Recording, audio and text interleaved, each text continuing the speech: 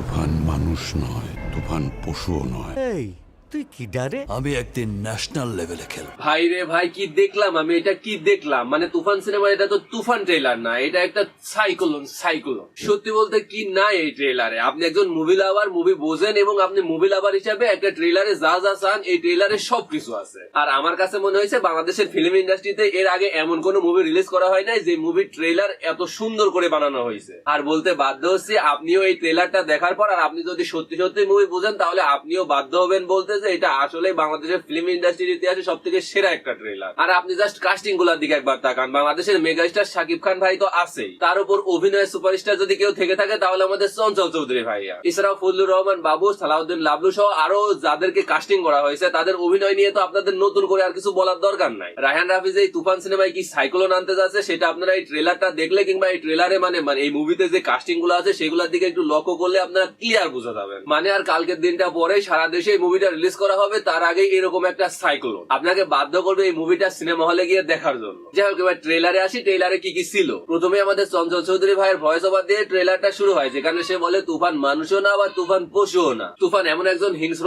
রাক্ষস যার সামনে যেই বাধা হয়ে আসে তাকে একেবারে গ্রাস করে ফেলে। মানে ট্রেলারের প্রথমে আমাদের শাকিব খান ভাইয়ের এই তুফান সিনেমায় ক্যারেক্টারটা ঠিক কিরকম হতে যাচ্ছে সেটা চঞ্চল চৌধুরী ভাইয়ের ভয়েস ওভারের মাধ্যমে ফুটিয়ে তোলা হয়। তারপর দেখানো হয় কিভাবে আমাদের শাকিব ভাই শৈশবকাল থেকে ধীরে ধীরে তুফান হয়ে ওঠে। দেন মিশা সওদাগরের একটা ভয়েস ওভারে শোনা যায়, সে বলে যে আমাদের শাকিব ভাই একসময় ডিস্ট্রিক্ট লেভেলে খেলবে, কিন্তু পরবর্তীতে আমাদের শাকিব ভাই এসে একটা ডায়লগ দেয় যে তারা হয়তো জানতো না যে তুফান একেবারে ন্যাশনাল লেভেলে খেলবে। এরপর সালাউদ্দিন লাবলুর মুখে তুই কি ডারে শোনার পরে নাম উঠে আমাদের mega star Shakib Khan. Just wow ছিল এগুলা। দেন ট্রেলারে আরো একটা নতুন গান দেখানো হয়, দুষ্টু কোকিল, যেখানে মিমি চক্রবর্তীকে খুবই সুইট লাগতেছিল এবং খুবই অ্যাট্রাকটিভ লাগতেছিল। আর গানটা সম্ভবত একটা আইটেম সং ছিল। আর এই গানটার পর থেকে আমাদের শাকিব ভাইয়ের সাথে মিমি চক্রবর্তীর একটা লাভ বা ওই রকম একটা কিছু শুরু হয়, বা আমাদের শাকিব ভাই মিমি চক্রবর্তীকে পছন্দ করতে শুরু করে। আর আমাদের চঞ্চল চৌধুরী ভাই এই সিনেমায় সে একজন সিআইডি অফিসার। আমাদের তুফানকে ধরার জন্য সে শক্তি বল ব্যবহার করবে না, সে মাথা ব্যবহার করবে। মানে এরকমটাই ট্রেলারে বোঝানো হয়েছে। তবে কিছু কিছু সিন দেখে এখানে মনে হয়েছে মিমি চক্রবর্তী কোনো সাধারণ মেয়ে না, সে হচ্ছে সিআইডির লোক। আমার যতটুকু ধারণা, চঞ্চল চৌধুরী যেহেতু পেশি শক্তি বা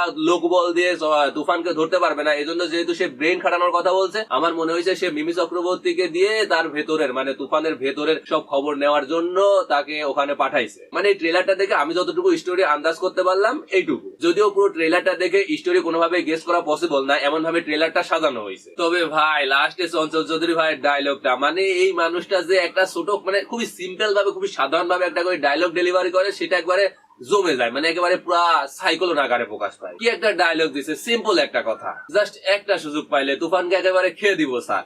একটা যদি সুযোগ পাই তুফানকে খেয়ে দেবো স্যার। মানে টিজে যে ডায়লগটা দিছিল যে তুফান খুব ভয় পাইছি রে, আর এখানে জাস্ট খেয়ে দিব স্যার, মানে পুরো জমে গেছে ডায়লগ। ও হ্যাঁ, এই ট্রেলারে শাকিব ভাইয়ের আমরা আরো একটা লুক দেখতে পাই। সম্ভবত এই সিনেমায় শাকিব ভাই ডাবল রোল প্লে করবে, একটা তুফান চরিত্রে আর একটা হচ্ছে শাকিব ভাইয়ের যে মানে এখনকার চরিত্রে, মানে বর্তমান ইয়াং ছোট ছোট চুল, দেখতে শুনতে খুবই ভালো লাগতেছে। একটা ফাইটিং এর সিন দেখাচ্ছিল। আর প্রেজেন্ট টাইমের এই শাকিব ভাইয়ের সাথে তার নায়িকা হিসেবে ছিল নাবিলা, তাকেও দেখায় খুবই মিষ্টি লাগতেছিল, সুইট লাগতেছিল। যাই হোক, সব মিলিয়ে ট্রেলারটা জাস্ট আমার কাছে অসাধারণ লাগছে, অমাইক লাগছে। সব থেকে বেশি ভালো লাগছে এটা দেখে যে রায়হান রাফি তুফান সিনেমার জন্য যে কাস্টিং গুলা করছে, জাস্ট ওয়াও। মানে একেবারে বেছে বেছে বাংলাদেশের সব থেকে সেরা সেরা অভিনয় শিল্পী যারা আছে তাদেরকে এই মুভিতে কাস্টিং করা হয়েছে। মানে সে কতটা ডেডিকেশন নিয়ে এই মুভিটা বানাইছে আপনারা জাস্ট একটু কল্পনা করেন যে মুভিটা জাস্ট ওয়াও হতে হবে। এক কথায় সে যেহেতু আমাদের মেগাস্টার শাকিব খানকে নিয়ে ফার্স্ট টাইম মুভি করতেছে, সে আমাদেরকে ওই রকম কিছু ডেলিভারি করতে চাইছে। বিশ্বাস করেন আমার কাছে ট্রেলারটা জাস্ট ওয়াও লাগছে। মানে মুভিটা দেখার অপেক্ষায় আছি জাস্ট। মানে এই ট্রেলারটা মানে এতদিন ধরে প্রত্যেকটা যে সব মানে ইসারসে টি সারসে সং সারসে পোস্টার সারসে সবকিছু মিলে যে হাইপটা তৈরি হয়েছিল, এই লাস্ট টাইমে আইসা যে সাইক্লোনটা মানে ট্রেলার নামের যে সাইক্লোনটা রিলিজ করছে, সেটা নিয়ে আরো বেশি হাইপ তৈরি হয়ে গেছে, মানুষের মধ্যে আরো বেশি আগ্রহ তৈরি হয়ে গেছে এই মুভিটা দেখার জন্য। আমার কাছে পার্সোনালি মনে হয়, আমার তো মানে সেই লেভেলের একটা মানে অ্যাট্রাকশন তৈরি হয়ে গেছে মুভিটা দেখার জন্য। আমি তো মুভিটা দেখতে যাচ্ছি। আপনারা কবে যাচ্ছেন বা কবে দেখতে যাচ্ছেন, কোন শো দেখতে যাচ্ছেন, প্লিজ কাইন্ডলি কমেন্ট করে জানাবেন। ট্রেলারটা আপনাদের কাছে কেমন লাগছে সেটাও কমেন্ট করে রাখবেন। আমাদের শাকিব ভাইকে কেমন লাগছে সেটাও কমেন্ট করে জানাবেন। আর এই যে মানে কাস্টিং গুলা নিছে, চঞ্চল চৌধুরীর ভাই কেমন ছিল, পারফরমেন্স কেমন ছিল সেটাও কমেন্ট করে জানাবেন। আর এই যে এত এত কাস্টিং গুলা নিছে, এই কাস্টিং গুলা মানে আপনাদের কাছে কিরকম লাগছে বা মতামত কি আপনাদের, সেটাও কমেন্ট করে জানাতে পারেন। তো ভিডিওটা এই পর্যন্ত, সবাই ভালো থাকবেন, সুস্থ থাকবেন, দেখা হচ্ছে নেক্সট ভিডিওতে। আল্লাহ হাফেজ।